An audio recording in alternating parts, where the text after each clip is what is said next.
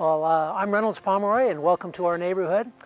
We're here on the east bank of Fish Creek, and about 8 years ago we were approached to build a wetland recycling leach field system. And the primary motivation was because we knew that effluents were flowing from our leach field directly into Fish Creek. And we were noticing not only the fishing was changing, but also the habitat of the creek was changing. More algae, different insect emergences. The system was installed about 5 years ago, and I would have to say that it's been an outstanding success. From what I've heard from the scientists who have been monitoring the system, we're reducing our effluent load between 60 and 90% more over effluent that's coming out of the leach field. So that's nitrates, phosphates, and sulfates that are not going into the creek. And with several hundred other leach fields that are here on the Fish Creek watershed, if we can convert those, many of them aging, into this modern system, we're going to improve not only the fishery, but the water quality and the whole symbiosis of the stream here.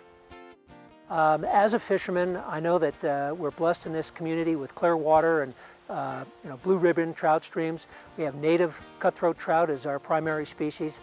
So everything that we can do to enhance those natural ecologies, the native species, is important to me as a fisherman, but should be also important to all the folks in the valley. My name's Carlin Gerard. I'm the Water Resource Specialist at the Teton Conservation District, and we're here at Fish Creek in the town of Wilson, Wyoming, to talk about nutrient contamination from local residents.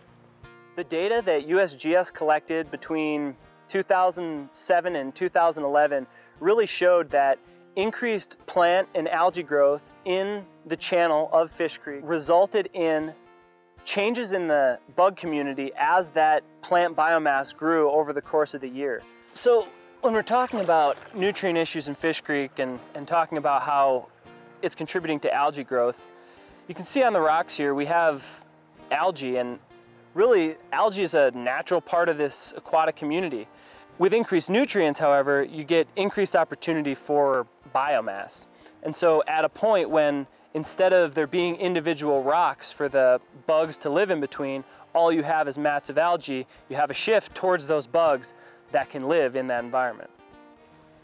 I've been able to fish here for nearly 30 years. It's an incredible spot here right along the edge of Wilson, but almost a wilderness.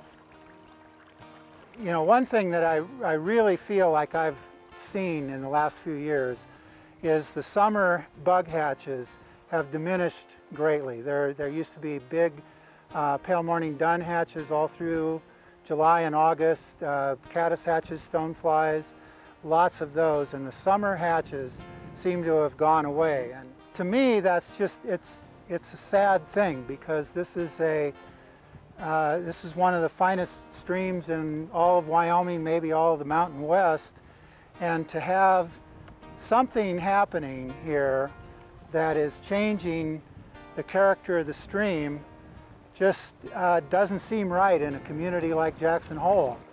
Technologies are constantly changing, they're improving, and to preserve this resource, we should make sure that we're at the cutting edge of wastewater treatment.